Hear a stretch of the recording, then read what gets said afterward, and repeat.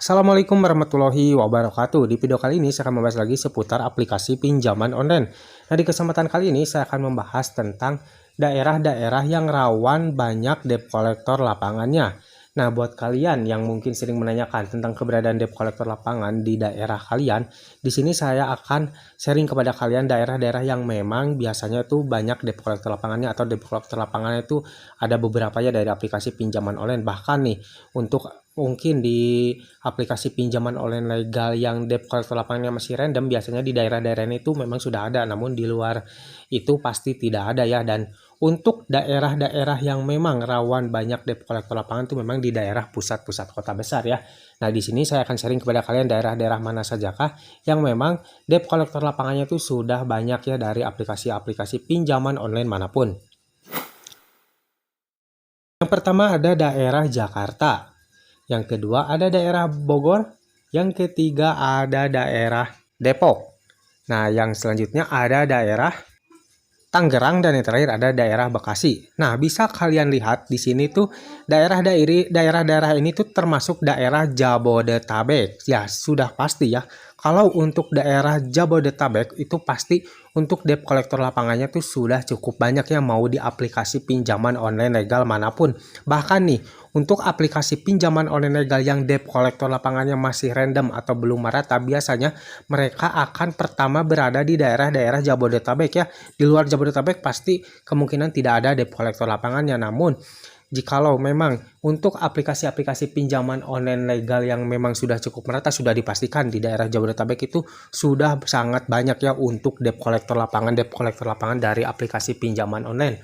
Nah, jadi daerah-daerah yang memang pertama suka ada debt collector lapangannya dan cukup banyak debt collector lapangannya itu memang di daerah Jabodetabek. Bisa dibilang saja seperti aplikasi-aplikasi pinjaman online legal yang memang debt collector lapangannya itu masih random atau belum merata, seperti aplikasi Julo, aplikasi ada Pundi yang memang baru punya debt collector lapangannya, seperti EasyCash juga.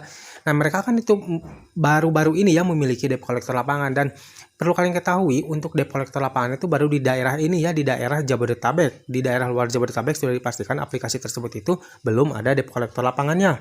Terkecuali mungkin di kemudian waktu aplikasi ini itu semakin berkembang dan banyak merekrut debt collector lapangan baru nih. Debt collector lapangannya itu akan sedikit demi sedikit menyebar ke luar Jabodetabek. Namun sudah pasti ya, kalau memang aplikasi pinjaman online legal itu baru-baru mempunyai debt collector lapangan, pasti mereka akan mendahulukan dulu di daerah Jabodetabek atau di daerah-daerah pusat kota besar ya. Kenapa?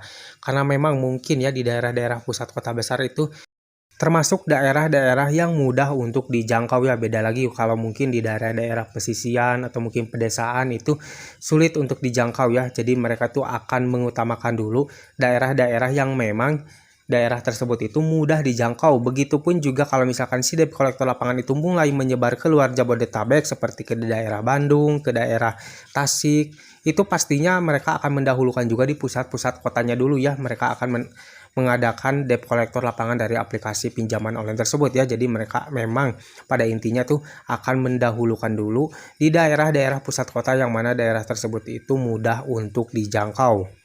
Nah, jadi sebagai kesimpulannya, daerah-daerah yang rawan kunjungan debt collector lapangannya atau banyak debt collector lapangannya dari aplikasi pinjaman online itu di daerah Jabodetabek ya, atau mungkin di daerah pusat-pusat kota juga. Kalau misalkan di luar Jabodetabek ya, itu bisa dibilang di daerah-daerah pusat kota dulu yang akan pertama tuh banyak debt collector lapangan dari aplikasi pinjaman online itu bermunculan ya. Jadi buat kalian yang mungkin sekarang mengalami keterlambatan atau gagal bayar di aplikasi pinjaman online yang memang belum pernah dikunjungi oleh debt collector lapangan, dan kalian mungkin mengalami keterlambatan dalam waktu yang cukup lama dan nominal yang cukup tinggi, tapi kalian tidak pernah dikunjungi oleh debt collector lapangan, kemungkinan besar di daerah kalian tersebut itu tidak ada debt collector lapangan ya. Jadi kalian jangan takut, kalian jangan panik, apalagi kalau memang keterlambatan kalian itu sudah di atas 3 bulan, sudah dipastikan itu pasti aman dari yang namanya kunjungan debt collector lapangan. Oke, mungkin sedikit video ini semoga bermanfaat buat kalian. Jangan lupa like dan juga share ke teman-teman kalian. Dan tetap dukung channel ini agar semakin berkembang dengan cara klik subscribe di bawah. Sampai jumpa di video selanjutnya. Assalamualaikum warahmatullahi wabarakatuh.